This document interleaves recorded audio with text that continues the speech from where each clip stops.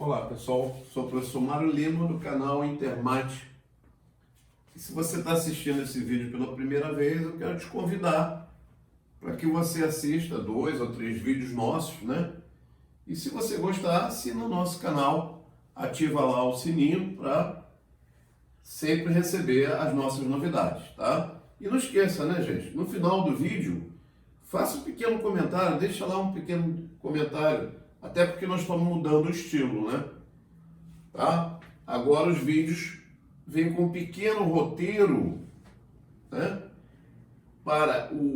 Indicando para você, sinalizando o que você deve dar atenção para poder resolver a questão proposta, tá? Essa questão, por exemplo, definição de domínio de uma função, certo? O que é o domínio de uma função? São os valores da variável para os quais a função existe, tá certo? Mas nesse caso, é sempre mais fácil você fazer a pergunta contrária. Para que valores de x a função não existe? É mais fácil responder essa pergunta. Segundo, estudo do sinal da função quadrática. Então, esses são os 2 tópicos principais que você tem que saber para resolver essa questão. Tá ok? Então, você pode fazer isso. Se você quiser, dá uma pausada no vídeo, dá uma estudada nisso aqui, uma revisada, já sabe que é isso que você vai utilizar na resolução. Se você não quiser, preferir ir direto, né, tenta resolver a questão e depois, então, você vai ter lá o teu roteiro para ir assinalando quais são os tópicos mais importantes para a sua prova. Tá legal? Então vamos lá na questão? Olha só, ele fala o seguinte: os valores de m pertencentes ao conjunto dos reais para os quais o domínio da função f de x igual a 1 sobre raiz quadrada de 2x ao quadrado menos mx mais m é r são... Então, gente, é sempre mais fácil fazer a pergunta inversa. Quando é que essa função não vai existir? Ela não vai existir em 2 situações. Primeiro, quando o denominador for zero, né? Porque não existe fração de denominador zero. Então, não pode ser zero. Segundo, se o radicando for negativo. Eu não tenho raiz quadrada de um número o quê? Negativo. Não é real. Então é sempre mais fácil responder a pergunta contrária. Quando é que isso aqui não vai existir? Quando for zero ou quando isso aqui for o quê? Negativo. Se não pode ser zero nem negativo, só pode ser o quê? Positivo. Então 2x ao quadrado menos mx mais m tem que ser maior que quem? Maior que zero. Ah? Muito bem. Bom, o que nós temos aqui? Uma inequação do segundo grau. Tá?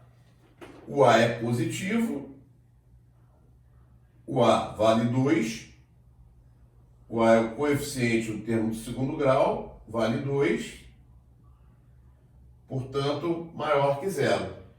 E essa inequação pede para que seja positivo, sempre, para todo R. Ora, quando isso vai acontecer? Isso vai acontecer quando o discriminante for negativo. Porque o discriminante sendo negativo, certo? Discriminante sendo negativo e o A sendo positivo, quando é que ela vai ser sempre positiva? Ela vai ser sempre positiva quando ela estiver nessa situação aqui, ó. O gráfico, que é a parábola, não corta o eixo X. Aí, ela está toda ela acima de quem? Acima do eixo X. Então ela é sempre positiva. Tá certo? Muito bem. Então vamos lá. O delta precisa ser negativo para que isso aconteça. Quem é o delta? Quem é o discriminante? É o B2, tá? B2 menos 4AC. Esse delta precisa ser o quê? Menor que zero. Deixa eu apagar isso aqui. Já matamos a charada. Então a gente vai ter aqui o quê? M ao quadrado menos 8m menor que zero. Isso precisa ser negativo, tá? Ora, isso aqui é a mesma coisa que o quê? Colocando m em evidência, isso é a mesma coisa que m que multiplica m menos 8. Tá certo? Então é fácil você perceber quem são as raízes aqui, ó. Quem são as raízes? Uma raiz é 0, m igual a 0, chama de m1, e a outra, m2, m tem que ser 8. Então nós vamos ter isso aqui, ó. Uma raiz é 0 e a outra é o quê? 8. Vou botar mais para cá, está muito desproporcional.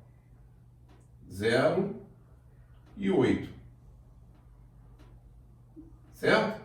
Fora das raízes, a gente sabe que ela tem o mesmo sinal de A. Então é positiva e positiva.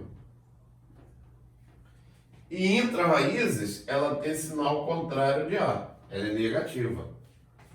É exatamente porque essa M2 menos 8M também é uma função quadrática. Então o gráfico é uma parábola, com a concavidade voltada para onde? Para cima. Então qual é o trecho que ela é negativa? De 0 a quem? A 8. Excluindo o 0 e excluindo o 8. Então a resposta correta seria qual?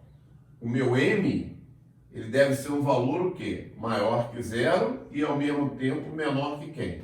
Menor que 8. Tá? Então vocês viram o que é necessário para a gente resolver a questão? O que é necessário para se resolver a questão? Para se resolver a questão, a gente tem que saber o quê? Bem a definição do domínio de uma função, lembrando que o que é o domínio? São os valores de x para os quais a função existe. Mas é sempre mais fácil fazer pergunta contrária. Quando é que ela não existe? Tá? E depois, o estudo do sinal da função quadrática. É saber o quê? Quando o discriminante é positivo, quando o delta é maior que zero, que é o caso aqui, desse cara, eu preciso ter o quê? Fora das raízes, o mesmo sinal de A. Positivo, positivo. Intra-raízes, sinal contrário ao de A, negativo. Tá? Então, se esse delta for negativo, e ele vai ser negativo quando m estiver entre 0 e 8, o que vai acontecer? Essa função será sempre o quê? Positiva. Ela sendo sempre positiva, o que acontece com o domínio? O domínio passa a ser quem? Todos os reais. Tá? Então veja bem, não confunda. Quem é o domínio da função? É R, é todos reais, desde que o m esteja entre quem? Entre 0 e 8. Não podendo nem ser 0 e nem ser 8. Tá? Então, essa função quadrática, ela precisa ser positiva sempre. Tá? Para ela ser positiva sempre, o A é positivo, eu tenho que obrigar que o delta seja negativo. O discriminante. E quando é que esse delta é negativo? Esse delta é negativo quando o m estiver entre quem? Entre 0 e 8. Tá legal, gente? Então, um abraço, deixa lá seus comentários, suas críticas e suas sugestões.